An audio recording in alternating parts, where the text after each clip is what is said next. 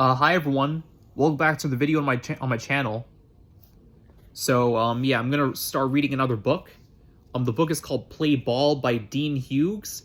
I remember reading, yeah, it's book one of the Scrapper series. I remember reading the Scrapper series when I was in middle school. Like, I found the first book in a church library. Then I read the rest of the series later because I was so hooked and interested.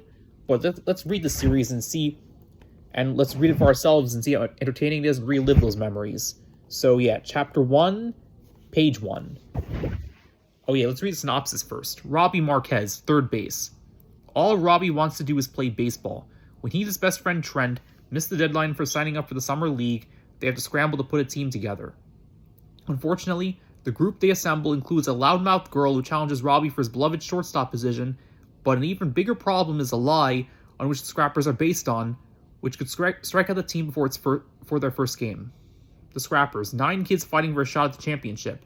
Don't miss any of their stories or the exciting baseball action in the series, which is sure to hit a home run with baseball fans everywhere. So, chapter 1, page 1. Robbie pulled up in front of Trent's house right on time. As he hit his brakes, his bike's back tire slid, leaving a nice stripe of black on the sidewalk. When he looked up at Trent's house, he saw a head disappear from the front window. 2 seconds later, the door opened and Trent popped out. He grabbed his bike off the front lawn, and in moments the two boys were on their way at top speed. "What team do you think we'll be on?" Trent called to Robbie. "I don't know. I only have one prediction. Starting at shortstop, Robbie Marquez." "Don't you care what team you play for?" "Not really. As long as we're on the same team, it doesn't matter to me." "Yeah, same here."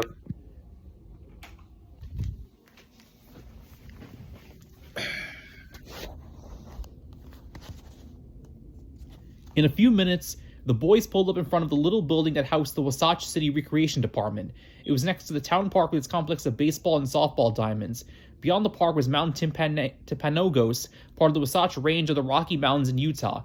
Robbie could think of nothing better than summer days out on those fields playing shortstop. He had been waiting all spring for this. The boys left their bikes in the brack out front and walked inside. Robbie couldn't help smiling from sheer joy as he stepped into the main office. Miss Barger, whose husband managed the Safeway grocery store in town, was sitting at the desk. "Hello, boys," she said. "I suppose you want to know what teams you're on?" "Yes, ma'am," Robbie said. "We're supposed to be on the same team. That's what we put on our applications anyway." "You're the Marquez boy, aren't you?" "Yeah, Robbie, and I'm Trent Luback." "Okay." She began to thumb through a pile of applications. J, K, L, Luback. She looked puzzled as she flipped the papers back and thumbed through again. Finally, she said, "I'm sorry, I don't see a Luback or a Marquez here. Are you boys sure you turned in your applications?" I think so." "I think so," Trent said. "What do you mean, Trent?" Robbie said. "We filled them out together on your kitchen table. You said you would take them in the next morning." "Yeah, I remember. I'm just not sure that..." "What? I was going to have my mom do it, but I think maybe I forgot." "Are you kidding? Trent?" But Robbie wasn't so much angry as he was shocked.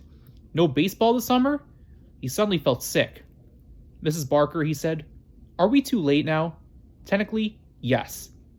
She considered for a moment and then she said, "We do have 3 other late applications, and those kids really want to play too. Do you think there's any way you could find 7 more players and make up a full team?" 6. Everyone turned to see who had spoken.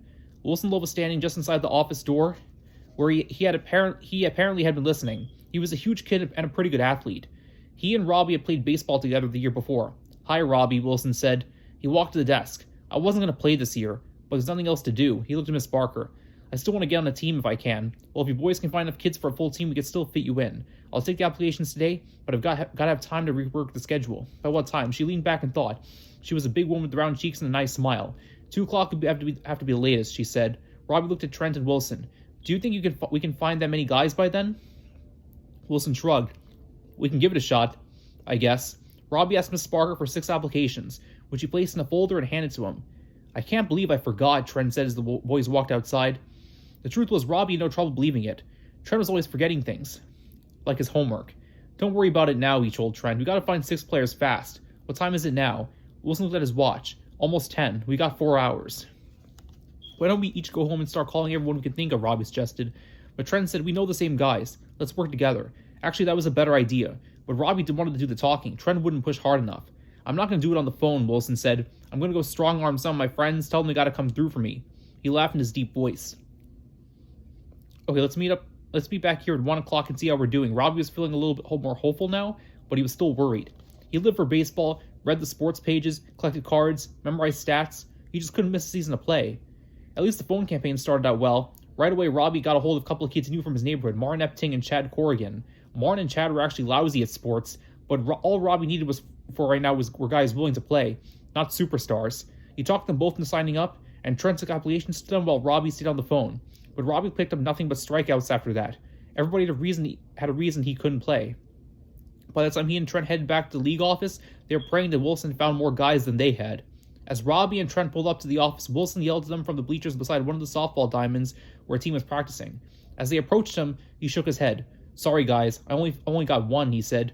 "We got two," Trent told him, "and neither of them is any good. Neither one of them is any good." "I got a kid named Thurlow Coates," Wilson said, "and he is good if he'll show up, but I had to get his mom to put the pressure on him. He doesn't want to play." "Why not?" Robbie wasn't sure he'd ever seen this kid. "I don't know. Something is going on between him and his mom. They sound like they're mad at each other all the time." "Yeah, well," Robbie said, it won't matter either way if we can't find 3 more guys in the next hour." He sat down in the front row of the bleachers next to Wilson. "Okay, try to think of anyone we haven't asked." Trent sat next to the other two, and they all thought, but no one came up with a name. So suddenly there was a voice behind them, up higher in the bleachers. "What are you doing, Katie?" the girl yelled. "You missed your cutoff, man." She had a voice like a diesel engine, rough and loud. Robbie glanced around in time to see her drop back to her seat. She turned to the girl next to her and in a slightly lower voice said, "That's stupid." He tried to throw from the fence all the way to the plate. "It was partly Cindy's fault," the other girl said. "She wasn't set up to take the relay. Our coach always said to get out there and show a target to the outfielder." By now, all 3 boys had turned around and they were staring at the girls. Robbie had seen them around town. They were about his age, but he didn't really know them. "I'm glad I'm not playing this year," the girl with the big voice said. "These teams are rotten." Robbie glanced at Trent and Wilson, who were both nodding. "Then why don't you play baseball?" Robbie said. He stood up and faced the girls. When neither answered, he hiked up through the empty bleachers and stood in front of them. "Who asked you to eavesdrop on our conversation?" the loudmouth girl said. Robbie laughed. "Hey, people on the East Coast could probably hear you. Take a leap, okay? Off these bleachers for starters. We're trying to watch the practice, and not enjoying it. What grade are you in? None of your business." But the other girl said, "We'll be in 7th this fall. Why do you want to know? You're the right age. Why don't you play in the city baseball league with us? We're trying to put a team together and we need more players. And all the rest of the players boys?" "Yeah, so far. And jerks like you 3? Robbie smiled. "We're actually okay guys once you get to know us." He felt like adding "unlike you," but he needed players, anyone who could sign an application. Even this loudmouth girl. "How come you're just putting a team together? That's a long story. But Miss Barker told us that we could still play if we find 12 players. We've got 9 now. You two could get us to 11. Both girls look like athletes. The girl with the loud voice was tall and strong with short dark hair. The other girl was smaller, but she looked wiry, even tough. She said, "We thought about playing baseball, but the girls in those teams usually get stuck on the bench." Rob was taken by surprise. The girl sounded halfway interested. "Not on our team," he assured her. "We don't have a lot of hotshot players." "Oh, great," the taller girl said. "Why do we want to play with a bunch of losers? Me and Tracy are good." "Then you would probably be starters for us." The girl broke into a laugh. "You'll say anything to get us to sign up." Robbie smiled. "Hey, everything I've said is true." The girls looked at each other. "Do you want to play, Gloria?" Tracy asked. Gloria took a long look at Robbie, then glanced at the other two. "I'll tell you what," she said. "I'll fill out an application so you have a better shot at making your deadline. But if I come to practice and you guys stink, then I'm out of there." "Yeah, same here," Tracy said. "And we're not going to putting up any garbage about girls playing baseball." "You've got it," Robbie said. "Everything will be fair. I promise." So the girls filled out the applications. Their names are Gloria Gibbs and Tracy Matlock. They went to Valley View, the other middle school in town. "So we need one more," Wilson said as the boys walked back to their bikes. We're running out of time. Maybe we can ride through town and watch for guys our age," Trent said. It wasn't much of a strategy, but it was better than any idea Robbie had. They wasted 15 minutes that way, however, and had no luck. The situation was more than urgent. "Okay, I know what we can do," Robbie finally said. It was an idea he had been hatching for a little while, but he hardly dared suggest it. Now he saw no other choice. He pulled out the last application from the folder. Wilson looked over Robbie's shoulder to see what he was writing. "Who's that?" "Tony Marquez, my cousin from Colorado. Maybe he's coming to stay with me this summer." What do you mean, maybe? Trent asked. Let's just say he would if he could. And this will give us a total of 12 applications. Why can't he? Because I don't have a cousin named Tony in Colorado. I'm making him up. What do we do when he doesn't show? Wilson asked. Look, we've got to get our team on that schedule. This will buy us some time. Then, we can find someone else to take his place. We could get in trouble for this, Robbie. I know. But either we do this or we don't play. The worst thing they can do is kick us out, Wilson said. And that's what happens anyway if we don't turn this in. Trent shrugged and said, okay. But Robbie knew he didn't like the idea. Robbie didn't feel particularly good about it either, but he had to play whatever it took. Mrs. Barker seemed pleased when Robbie turned in the applications. She counted them and then congratulated the boys. I'm amazed you could do it, she said. Now you need a sponsor and a coach. Doesn't the league take care of that? No, we usually help you find coaches. We don't have anyone right now. And the teams that find their own sponsors to buy uniforms and equipment. Why didn't you tell us that before? Why didn't you tell us that before? She laughed. I didn't want to discourage you. Robbie couldn't believe it. I guess you thought you'd wait and do that later, he said. She laughed again, but he didn't. How much time do we have to find them? He asked. I have a scheduled to fly tomorrow at noon. I'll give you until 6 o'clock today when the office closes. What does the sponsor have to do? Miss Barker handed Robbie a sheet of paper with the requirements on it. He scanned through it. The bottom line was it could cost upwards of $300. Robbie took a deep breath. All right, he said. Thanks. But he wasn't feeling very grateful as he walked out the door. He hadn't expected this new problem. Okay, so that's chapter 1 of Scrappers number 1, Play Ball, pages 1 to 13.